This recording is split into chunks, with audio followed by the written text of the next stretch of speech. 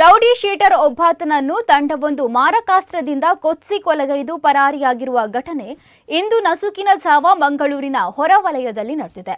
Thokkottu flyover ಮೇಲೆ ಉಚ್ಚಿಲ ಮುಳ್ಳುಗುಡ್ಡ ನಿವಾಸಿ ಆರಿಫ್ ಹುಸೇನ್ ಯಾನೆ tablet ಆರಿಫ್ನನ್ನ ದುಷ್ಕರ್ಮಿಗಳು ಹತ್ಯೆ ಮಾಡಿದ್ದಾರೆ. ನಸುಕಿನ ಗಂಟೆ 3:30 ಸುಮಾರಿಗೆ ಈ ಘಟನೆ ನಡೆದಿದ್ದು, ಆರಿಫ್ ಮಂಗಳೂರಿನ ಬಂದರು ಪೊಲೀಸ್ ಠಾಣೆಯಲ್ಲಿ ರೌಡಿ ಶೀಟರ್ ಆಗಿದ್ದಾನೆ. ದಕ್ಕೆಯಲ್ಲಿ ಮೀನಿನ ವ್ಯಾಪಾರ ನಡೆಸುತ್ತಿದ್ದ ಈತ ತನ್ನ ಬೈಕ್ನಲ್ಲಿ ದಕ್ಕೆಗೆ ತೆರಳುತ್ತಿದ್ದ ವೇಳೆ ಕಾರಿನಲ್ಲಿ ಹೊಂಚು ಹಾಕಿ ಕುಳಿತಿದ್ದ ತಂಡವು ದಾಳಿ ನಡೆಸಿ ಮಾರಕಾಸ್ತ್ರಗಳಿಂದ ಕೊಚ್ಚಿ ಕೊಲೆ ಮಾಡಿದೆ.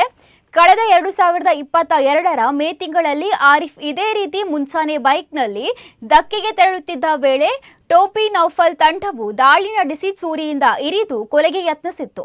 ವಿವಾಹಿತನಾಗಿರುವ ಆರಿಫ್ ಮೂಲತಃ ಕುದ್ರೋಳಿ ನಿವಾಸಿಯಾಗಿದ್ದು, ಕಳೆದ 6-7 ವರ್ಷದಿಂದ ಕುಟುಂಬ ಸಮೇತ ಅಜ್ಜಿನಟ್ಕ ಮುಳ್ಳುಗುಡ್ಡ ಎಂಬಲ್ಲಿ ಮನೆ ಮಾಡಿ ವಾಸವಾಗಿದ್ದ. ಮೃತ ಆರಿಫ್ ಪತ್ನಿ, 3 ಗಂಡು ಮಕ್ಕಳು, 1 ಹೆಣ್ಣು ಮಕ್ಕಳನ್ನ ಅಗಲಿದ್ದಾನೆ. ಮೃತದೇಹವನ್ನ ಪೊಲೀಸರು ಮರಣೋತ್ತರ ಪರೀಕ್ಷೆಗೆ ರವಾನಿಸಿದ್ದಾರೆ. ಘಟನಾ ಸ್ಥಳಕ್ಕೆ ಡಿಸಿಪಿ ಮಿಥುನ್ HN ತಂಡ ಭೇಟಿ ನೀಡಿ ಪರಿಶೀಲನೆ ನಡೆಸಿದೆ.